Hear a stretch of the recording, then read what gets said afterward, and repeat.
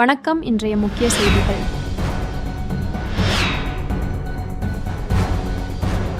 புதுச்சேரி மாவட்ட ஆட்சியர் அலுவலகத்திற்கு வெடிகுண்டு மிரட்டல் வந்ததை தொடர்ந்து வெடிகுண்டு நிபுணர்கள் மோப்பநாய் உதவியுடன் சோதனையில் ஈடுபட்டதால் பரபரப்பு ஏற்பட்டது.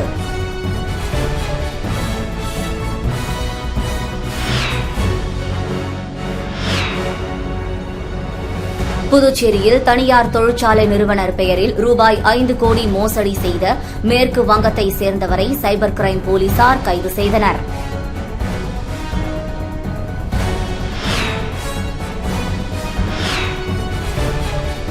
ஆந்திராவில் இருந்து புதுச்சேரிக்கு கஞ்சா கடத்தி வந்த வழக்கில் மேலும் ஒருவரை போலீசார் கைது செய்தனர்.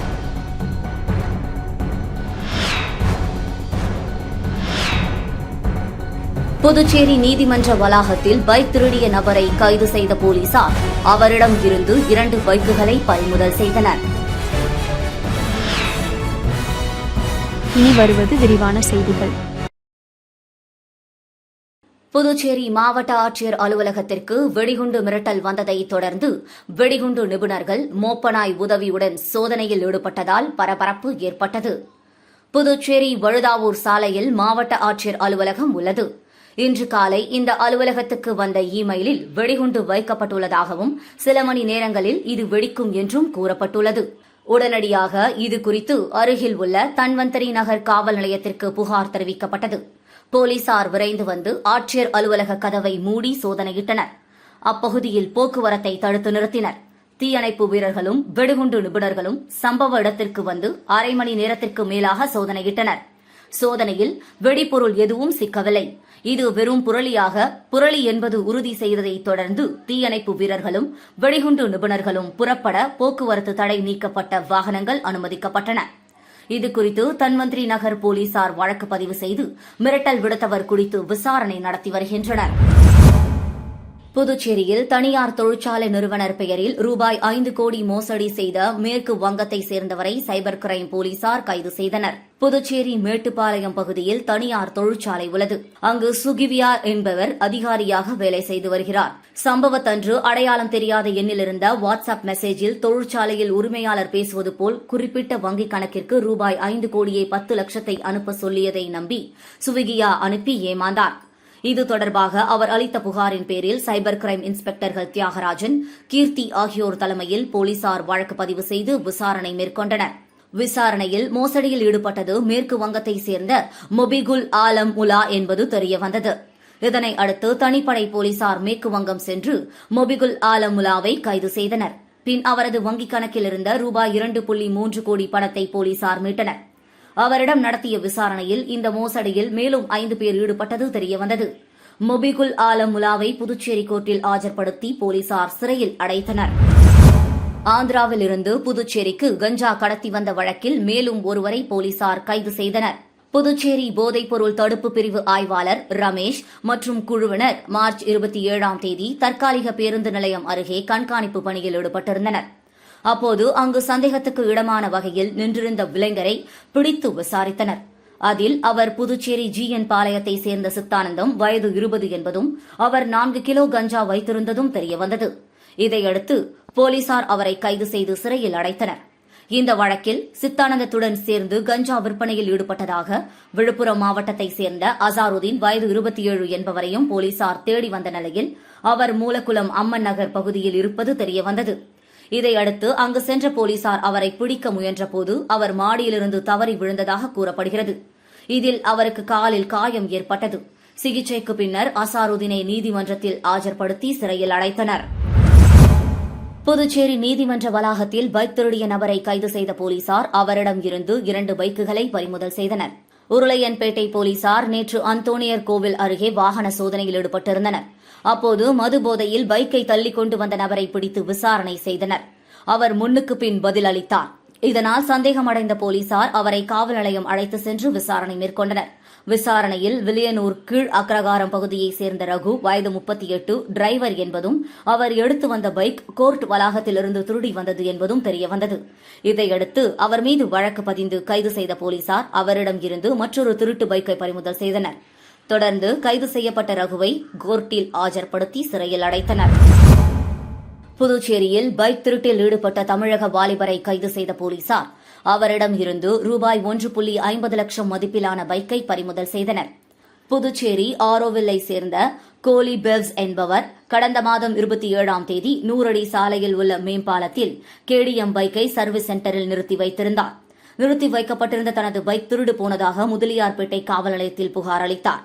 அதனை அடுத்து இன்ஸ்பெக்டர் கண்ணன் உத்தரவின் பேரில் சப் இன்ஸ்பெக்டர் முகமது ஷேக் அலாவுதீன் தலைமையிலான போலீசார் அங்கிருந்த சிசிடிவி காட்சிகளை ஆய்வு செய்து விசாரணை மேற்கொண்டனர்.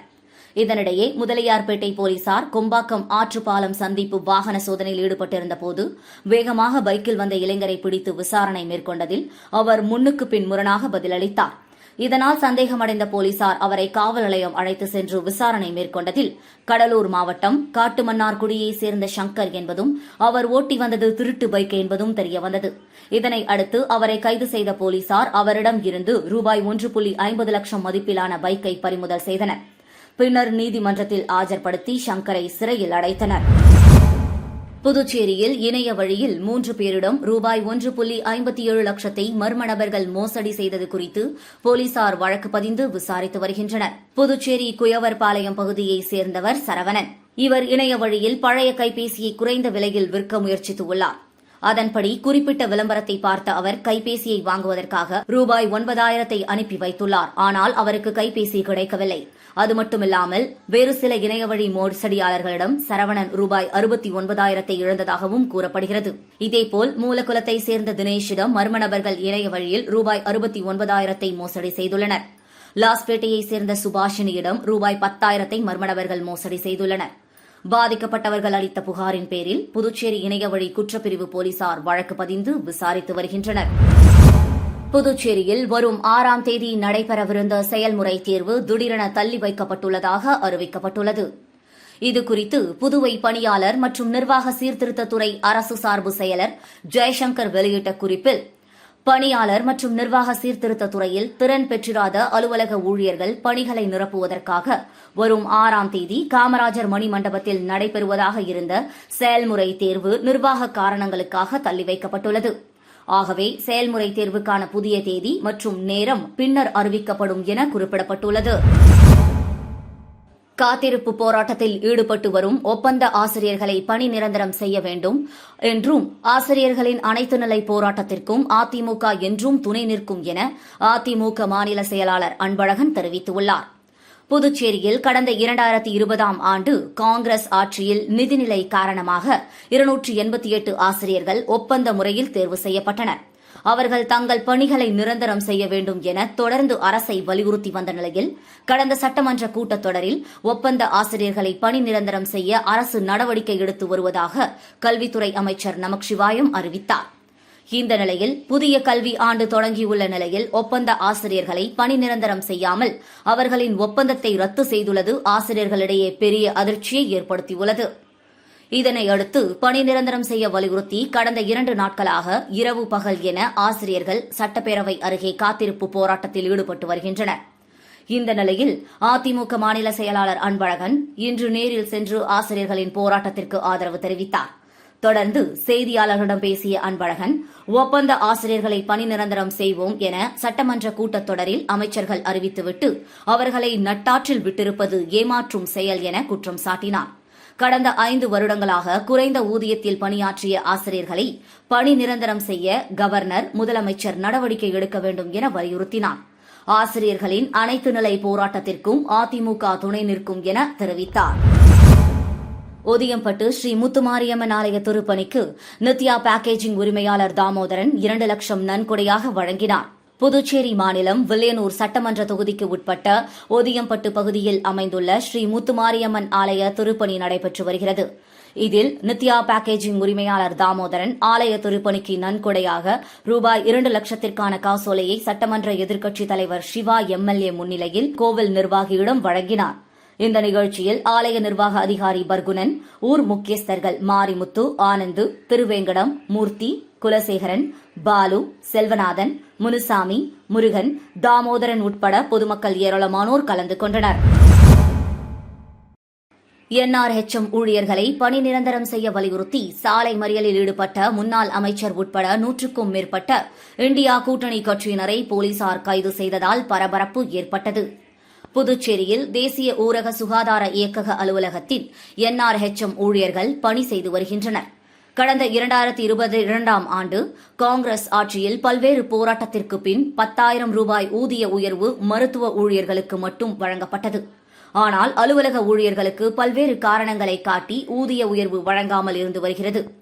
இந்த நிலையில் நேற்று முதல் NRHM ஊழியர்கள் ஊதியத்தை உயர்த்தி வழங்க வேண்டும், பணி நிரந்தரம் செய்ய வேண்டும் உள்ளிட்ட பல்வேறு கோரிக்கைகளை வலியுறுத்தி புதுச்சேரி, காரைக்காலில் போராட்டத்தில் ஈடுபட்டு வருகின்றனர்.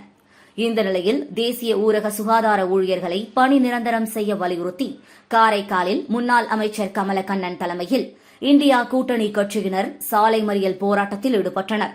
அப்போது அதிகாரிகளையும் ஆட்சியாளர்களையும் கண்டித்து கண்டன கோஷங்களை எழுப்பினர். இதனை அடுத்து சாலை மறியலில் ஈடுபட்ட 100க்கும் மேற்பட்டவர்களை போலீசார் கைது செய்ததால் பரபரப்பு ஏற்பட்டது. அரியாங்குப்பம் காக்கையன்தோப்பு அங்காளம்மன் கோவில் விழாவில் அதிமுக மாநில பொருளாளர் ரவி பாண்டுரங்கன் கலந்து கொண்டு அன்னதானம் வழங்கினார். அரியாங்குப்பம் சட்டமன்ற தொகுதிக்கு உட்பட்ட காக்கையன்தோப்பு பகுதியில் எழுந்தருளியுள்ள மேல்மலையனூர் அங்காளம்மன் ஆலயத்தில் மயான கொள்ளை விழா நடைபெற்று வருகிறது. அதன் ஒரு பகுதியாக இவ்வாலயத்தில் ரணக்களிப்பு நிகழ்ச்சி நடைபெற்றது. இதில் அதிமுக மாநில பொருளாளர் ரவி பாண்டுரங்கன் சிறப்பு விருந்தினராக கலந்து கொண்டு சுவாமி தரிசனம் செய்தார். தொடர்ந்து விழாவில் பங்கேற்ற பக்தர்கள் அனைவருக்கும் அன்னதானமும் பூச்செடிகளும் வழங்கினார். இந்நிகழ்ச்சிக்கான ஏற்பாடுகளை மாநில அம்மாய் பேரவை துணை செயலாளர் ஜீவா செய்திருந்தார். மேலும் தொகுதி கழக செயலாளர் ராஜா, அவைத் தலைவர் ராஜேந்திரன், வார்டு செயலாளர் பாலு, மேலமைப்பு பிரதிநிதி குமரன், கழக நிர்வாகிகள் காண்டீபன், வேலு, பொன்னி, கண்ணன், மணி, வினோத், விஸ்வா, காத்தவராயன் உள்ளிட்ட கழக நிர்வாகிகள், பொதுமக்கள் பலர் கலந்து கொண்டனர். பாமக மூத்த தலைவர் காடுவெட்டி குரு மறைவையொட்டி புதுச்சேரியில் பஸ் எரிப்பு உள்ளிட்ட பல்வேறு வழக்குகளில் கைது செய்யப்பட்ட 18 நபர்களை விடுதலை செய்து நீதிமன்றம் தீர்ப்பளித்துள்ளது. பாட்டாளி மக்கள் கட்சியின் மூத்த தலைவரும் வன்னியர் சங்க தலைவருமான காடுவெட்டி குரு கடந்த 2018ஆம் ஆண்டு மறைந்தார். அப்போது புதுச்சேரி காலாப்பட்டு அருகே பஸ் எரிப்பு, கலவரம் உள்ளிட்ட பல்வேறு வழக்குகளில் பாட்டாளி மக்கள் மற்றும் வன்னியர் சங்கத்தை சேர்ந்த 18 நபர்கள் மீது போலீசார் வழக்கு பதிவு செய்து சிறையில் அடைத்தனர். பின்னர் அவர்கள் அனைவரும் ஜாமீனில் வெளியே வந்த நிலையில் இந்த வழக்கு நீதிமன்றத்தில் நடைபெற்று வந்தது. இந்த வழக்கில் முதலியார்பேட்டையைச் சேர்ந்த இளம் வழக்கறிஞர் வேலு பிரபாகரன் நீதிமன்றத்தில் திறம்பட வாதிட்டதைத் தொடர்ந்து குற்றம் சாட்டப்பட்ட மண்டல செயலாளர் செய்யால், அருள் உட்பட 18 நபர்களை விடுதலை செய்து நீதிமன்றம் தீர்ப்பளித்தது. இதனையடுத்து பாமக மாநில அமைப்பாளர் கணபதி திறம்பட வாதித்து வழக்கில் வெற்றி பெற்ற இளம் வழக்கறிஞர் வேலு பிரபாகரனுக்கு சால்வை அணிவித்து வாழ்த்து தெரிவித்தார். அப்போது நகர தலைவர் தமிழ்ச்செல்வன், தலைமை நிலைய செயலாளர் சுப்பிரமணி, வன்னியர் சங்க மாநில பொறுப்பாளர் மணிரத்னம் உட்பட இளைஞர்கள் உடனிருந்தனர். மீண்டும் இன்றைய முக்கிய செய்திகள். புதுச்சேரி மாவட்ட ஆட்சியர் அலுவலகத்திற்கு வெடிகுண்டு மிரட்டல் வந்ததை தொடர்ந்து வெடிகுண்டு நிபுணர்கள் மோப்பநாய் உதவியுடன் சோதனையில் ஈடுபட்டதால் பரபரப்பு ஏற்பட்டது.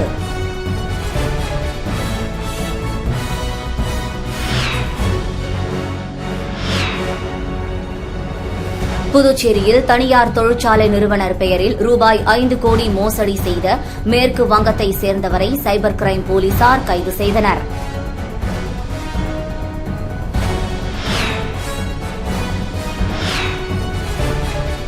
ஆந்திராவிலிருந்து புதுச்சேரிக்கு கஞ்சா கடத்தி வந்த வழக்கில் மேலும் ஒருவரை போலீசார் கைது செய்தனர்.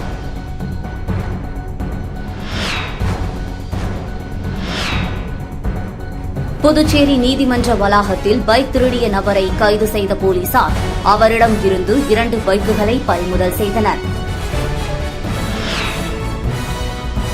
செய்திகளை துல்லியமாகவும் தெளிவாகவும் தெரிந்து கொள்ள கிரியேட்டிவ் மீடியா யூடியூப் சேனலை சப்ஸ்கிரைப் செய்து கொள்ளவும். நன்றி, வணக்கம்.